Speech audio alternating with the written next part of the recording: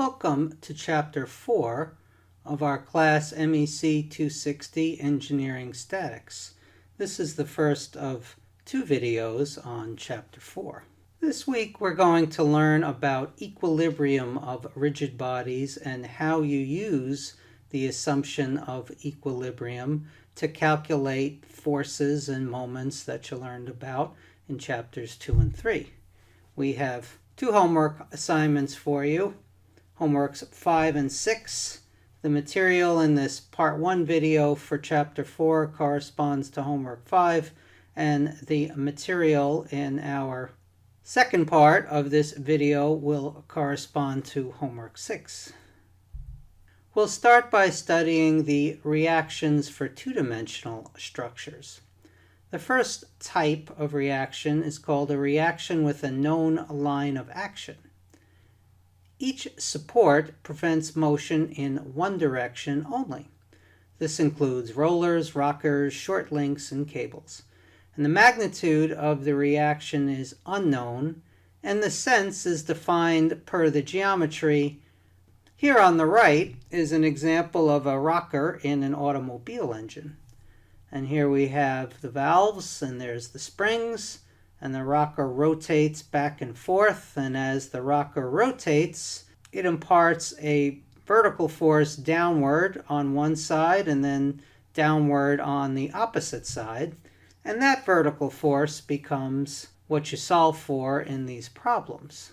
On the right we have various types of cables used to pull on components. They're commonly used in brakes, and the unknown force will be the tension in the cable. And on the lower left, we have the links of a gold bracelet. In that geometry, the unknown force will be the axial force in the link itself. If the link happens to be rotated, then that force may be as shown here on the right as not acting along the axis of the link, but being pulled by the neighboring link at an angle between the neighboring link and the link being analyzed. And you also have collars on frictionless rods, frictionless pins and slots, and in that case you may have a force with a known line of action is perpendicular to the rod or slot. Here's my garage door. In this system, a force is imparted upwards on the door by a housing which slides along this track driven by a motor assembly. And that force goes back through the various elements. And when the door is first starting up, the door is perpendicular to the line of action of the force on the track. You have reactions with two unknown forces. These joints prevent translation in all directions, but do not prevent rotation about an axis. This includes hinges and rough surfaces. Reactions involve the forces in the x and y directions. Here's a door hinge on the right. This door hinge does not allow motion in the x or the y direction when it's applied on a door, or else the door would fall off the hinge and on the ground. But one thing it does allow is for the door to rotate around the y-axis of the hinge. In these types of problems, the reaction at the hinge will be a component of a force in a y direction and a component in the x direction. You have reactions equivalent to a force and a couple. These are often called fixed supports. They form a system that can be reduced to the x and y components of the force and a moment. A diving board is a good example of a fixed support. The diving board in this picture is fixed to the metal bars of the staircase. You will have a reaction in the y direction, one along the x-axis, and then you also have a reaction that is the bending moment at the point of the diving board where it attaches to the metal bars. Now let's discuss rigid body equilibrium in two dimensions. The equations summation f sub x equals 0, summation f sub y equals 0, and summation of m around point A equals 0 are used at point A where the structure is in static equilibrium. An example is the truss of figure 4.3a in the lower left corner. It's in equilibrium and is subject to forces P, Q, and S acting at angles to the top three pin joints of the truss. The truss is supported by a pin on the left side and on rollers on the right side. The left side then will have reactions AX and AY as shown in figure 4.3b, and it will have a reaction B pointed in the Y direction, but there will be no reaction in the X direction because rollers do not support a force in the X direction. In the free body diagram of figure 4.3b, you also have to include the X and Y components of forces P, Q, and S, as well as the weight of the truss W acting at the center of gravity of the truss. The weight of the W acts down in the Y direction because that is the direction of gravity in this diagram. You can use summation F sub x equals 0, summation of M sub A equals 0, and summation of M sub B equals 0 if you like for your equations of equilibrium. But if you do that, point B cannot lie on a line parallel to the y-axis that passes through A. So if point B were located where point C were, then you wouldn't be able to use those equations because you wouldn't develop three independent equations and three unknowns.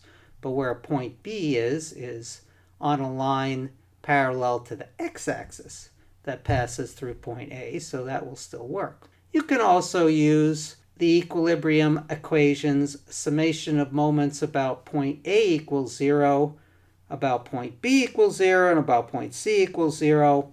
If you do that, points A, B, and C cannot lie in a straight line. In our free body diagram of figure 4.3b, we don't have a problem because A and C lie in a straight line, A and B lie in a straight line, but those two straight lines are perpendicular to each other. There is no straight line that has A, B, and C all in it at the same time.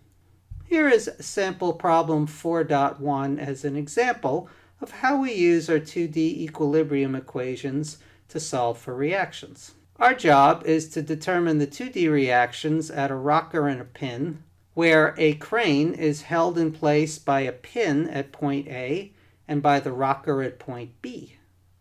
The center of gravity of the crane is located at point G, and our job is to determine the components of the reactions at A and B. Our solution will be to draw a free body diagram showing the forces acting on the crane, convert the masses into weights so that we'll have forces at those defined locations, and then we will use our equilibrium equations to calculate the values of the unknown forces. Step 1 shows our free body diagram below. We have multiplied the masses of the crane and the crate by G equals 9.81 meters per second squared to get weights. The reaction at pin A is represented by AX and AY, and the reaction at point B is perpendicular to the rocker because that is the direction in our diagram that the rockers can support. The rocker in our diagram cannot support a motion in the y direction. When we draw our free body diagram, we define arbitrarily the directions of the arrows in the positive directions. Y is up, X is to the right. And if we get negative numbers for these values, then we realize we made the assumption incorrect. And when you draw a final free body diagram having known numerical values, you can show just the absolute values and reverse the directions of the arrows. In step 2, we will find the reaction at point B using the equilibrium equation summation of moments around point A equals 0. The equation for summation of the moments about point A will not contain AX or AY because the moments of these forces about point A are zero. They act through point A. Therefore, the lever arms are zero. You multiply the two known forces and force B by their perpendicular distance from point A to get the moments. And it's important that you assign positive values for counterclockwise moments and negative values for clockwise moments. That's why in our equation shown here at the bottom, force B acting to the right imparts a moment around point A of B times plus 1.5 because that moment gives a counterclockwise direction around point A. The 9.81 kilonewton force is multiplied by its perpendicular distance of 2 meters, but it gets a negative sign because it's rotating clockwise about point A. Likewise for this 23.5 kilonewton force. You solve this equation for B, and you find that B is positive 107.1 kilonewtons, which means it really does act to the right. AX is a fairly easy magnitude to find. When you sum the forces in the x direction and use the equilibrium assumption to set them equal 0, there's only two forces, B and A sub x, which means that A sub x has to be minus 107.1 kilonewtons, which means it really acts to the left. Step 4, you determine the magnitude of A sub y using the equation summation of the forces in the y direction is equal to 0. There's three forces, A sub y acting assumed in the positive direction, 9.81 kilonewtons acting down, that means it gets a negative sign, 23.5 kilonewtons acting down, it gets a negative sign, and A sub y comes out to 33.3 kilonewtons acting up. In step 5, we can check that the solution is correct. We can use a equilibrium equation, sum the moments about point B equals to 0 that we haven't used before, and show that you really get 0. When we sum the moments about point B, the force B acting through point B now has a 0 moment, and the force 33 kilonewtons, which was A sub y acting up, also has a 0 value for a moment because the line of action of that force does go through B. We have three terms to our moment equation. We have minus 9.81 kilonewtons times 2 meters because this moment is clockwise. We have minus 23.5 kilonewtons times the sum of 2 plus 4, which is 6. Also negative value because it's clockwise. And we have our 107.1 kilonewton force for A sub x is going to act clockwise because the force goes to the left, therefore the moment acts clockwise around point B. And if you do the math, you'll find that 0 equals 0. Therefore, our solution is correct. In sample problem 4.2, 3 loads are applied to the beam shown in the lower left. And the beam is supported by a roller at point A and a pin at point B. We will neglect the weight of the beam as small compared to the forces acting on the beam, which are P equals 15 kips, a 6 kip force, 2 feet to the right of point B, and another 6 kip force 4 feet to the right of point B. And remember that the abbreviation KIP, K-I-P, stands for kiloinch pounds, which means thousands of pounds. To solve this problem, we will draw a free body diagram of the beam, write the equilibrium equations, sum the forces in the x direction, and then sum the moments about points A and B. We draw the free body diagram. We see that the reaction at roller A has only one component acting up. There cannot be an x component because rollers can't support motion in the x direction. They just roll. The reaction at pin B is represented by components Bx and By, And the components A, Bx, and By act in our assumed directions of positive x and y. B sub x is 0. This is found by summing the forces in the x direction, setting them equal to 0, seeing that there are no other forces in the x direction other than b sub x, and therefore 0 equals 0. You can shortcut the problem usually by looking at the external forces, and if none of them are in the x direction, then you know that the force b sub x is going to be 0. We find reaction b sub y by summing the moments about point A and setting them to 0. The equation for the moments about point A does not contain component A because the moment of component A about point A is 0. It goes through point A, therefore its moment arm is 0. Multiplying the magnitude of each force by its perpendicular distance from point A, we get a minus 15 kips times 3 feet, and that's acting clockwise, hence the negative sign. B sub y is 9 feet away, 3 plus 6. That acts counterclockwise around point A, and hence a positive sign. 1/6 kip force is acting 11 feet away from point A, and the other is acting 13 feet away. Both create clockwise moments, therefore pair of negative signs. We find that b sub y is plus 21 kips, which means our original assumption of acting up is correct. In step 4, we find reaction A using the equation sum of the moments around a point B equals 0. That takes out forces Bx and By because they go through point B, and Bx was 0 anyway. Now we get minus A times its 9-foot lever arm away from point B, acting in the clockwise direction, hence the negative sign, plus 15 kips times its moment arm is 6 feet. That's a positive because the 15 kip force acts in the counterclockwise direction. Each of our 6 kip forces act clockwise around point B. One is 2 feet away, one is 4 feet away. Do the math and find that A is plus 6 kips, which means our original assumption of A acting up is correct.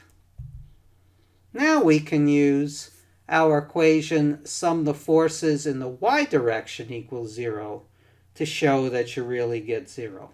Then we take the positive forces, 6 kips acting up at point A, 21 acting up at point B, 15, 6, and 6 are the external forces acting down, and we find that plus 27 minus 27 indeed equals 0. Therefore, our solution is correct. In sample problem 4.3, we will determine 2D reactions for a loading car. Loading cars look like the photo here on the right. Typically, they're autonomous vehicles that take coal from a mountain and drive them down the mountainside. In these cases, these autonomous coal loading vehicles are driving down a mountain under their own power. In our example, our loading car, which is on a much steeper angle to the vertical than the loading cars in the photo, has a cable out the back that suspends it. So our diagram might be useful for a loading car in a mine that is underground. The ones on the right are useful for a mine that is a strip mine, meaning outdoors. In our diagram, a loading car is at rest on a track aligned 25 degrees to the vertical, so a very steep slope down. The car and its load of coal weigh 5,500 pounds. The center of gravity, shown at point G, is 30 inches above the track as measured on a perpendicular to the track. The car is held by the cable, which is suspended 24 inches in a perpendicular direction from the track. And our job is to determine the tension in the cable and the reaction at the wheels. Typically, there'd be 4 wheels in a cable car of this type. We're going to make the assumption that each pair of wheels, meaning the back wheels and the front wheels, can be examined in two-dimensional format, and whatever number we get for the reaction at the wheels in reality would be divided by 2 for each of the back 2 wheels or the front 2 wheels. Our first step is to draw a free body diagram of the car, and the trick of this problem to keep our equation simple is to orient the x and y axes along the axes of the car. X is a line that is parallel to the cable, and y is a line that's perpendicular to the cable and also perpendicular to the track. We have a 5,500-pound load acting at point G that does act straight down due to gravity. We'll need to resolve it into the x and y components shown in our axes. Then we will write equilibrium equations to find their values, summing moments at A and B, and then summing forces. In step 1, we draw our free body diagram, and we resolve our 5,500-pound weight into its x and y components. W sub x is just 5,500 pounds down times the cosine of 25 degrees, and W sub y, acting perpendicular to our cable and our axis of the track, is minus 5,500 pounds times sine 25 degrees, and we have to use the minus sign because the actual direction of the force is in the opposite direction of the y-axis that we've drawn. Now we will sum the moments about point A. Using point A, we'll eliminate the tension T in our cable and reaction R1 from the equation because the lines of action of those two forces go through point A. Then you get a simple calculation for R sub 2 as a function of the x and y components of the weight of the car, where those components were 4,980 pounds acting in x and minus 2,320 acting in y. Summing the moments about point A, we have a force of 2,320 pounds times a perpendicular distance from point A of 25 inches. That force creates a negative moment. We have 4,980 pounds acting clockwise about point A, but that force has a perpendicular distance to the axis AB of only 6 inches. And we have R2, which has a perpendicular distance from point A of 25 plus 25 of 50 inches, and that force acts clockwise. Do the calculation for R2, and we get 1,758 pounds. In step 2, we sum the moments about point B and set them to 0. And using point B eliminates T and R2 from the computation because the line of action of these forces passes through point B. Then you get a simple calculation for R1. 2,320 pounds force this time acts counterclockwise around point B at a distance of 25 inches, so that's why it's a positive moment.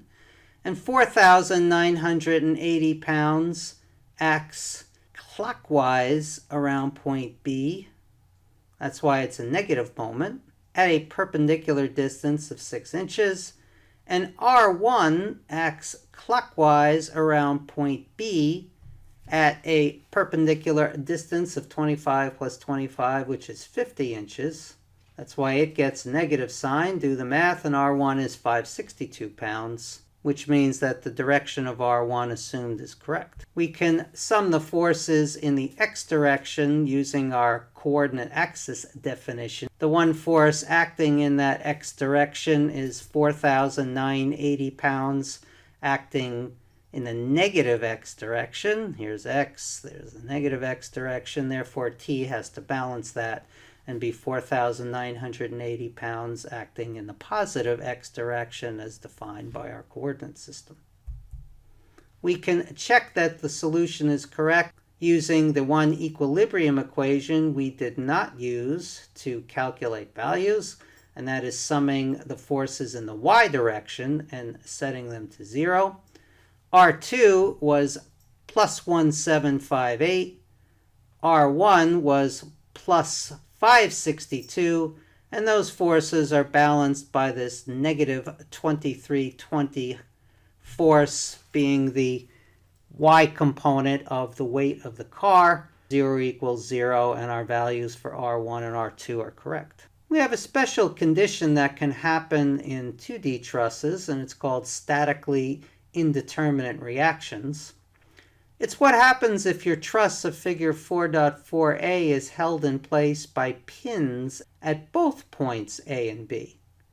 The pins provide more constraints than are necessary to keep the truss from moving. The reactions then create 4 unknowns, and we only have 3 independent equations. We can sum the moments about point A and B and set that to 0, and we'll get a solution for AY and BY. But when we sum the x forces equal to 0, all we know is that A sub x plus B sub x equals 0, but we can't assign values to that. Therefore, A sub x and B sub x in this problem are called statically indeterminate variables. We can also have what are called partially constrained reactions. In this case, the truss of figure 4.5a is partially fixed by rollers at A and B. The rollers prevent motion in Y, but not in X, which means if I give a little force in any X direction, plus or minus, this whole truss is going to go flying somewhere in the plus or minus X direction. We call this truss partially constrained. The reactions at A and B involve only 2 unknowns, but must still satisfy 3 equations of equilibrium. We can sum the moments about A and B and set those values to 0, and we'll solve for the reactions A and B, as shown in figure 4.5b. But when we go to sum the forces in the x direction equals 0, the only way we can satisfy that requirement is if all the external forces coincidentally sum to 0, which means that px plus qx plus s sub x must equal 0. One of these forces, or 2, are going to have to be negative numbers. You wouldn't want to use 2 rollers anyway, because it certainly does not fix the truss to the ground. We also have a special case of equilibrium of a 2-force body. 2-force body is defined as a rigid body subject to 2 forces. Suppose the plate of figure 4.8a on the lower left corner is in equilibrium. If we set the moments around point A to 0, then the line of action of F2 must pass through point A, because if F1 passes through point A and we're summing moments about point A and setting them to 0, the only way that can happen is if F2 passes through point A and has 0 moment about point A. But because this plate by definition is in equilibrium, the sum of the moments around point B has to be 0, which means the line of action of F1 has to go through B, as shown here in figure 4.8c, which means that if 2 forces act on a body in equilibrium, they have to be equal and opposite forces, or else the body won't be in equilibrium.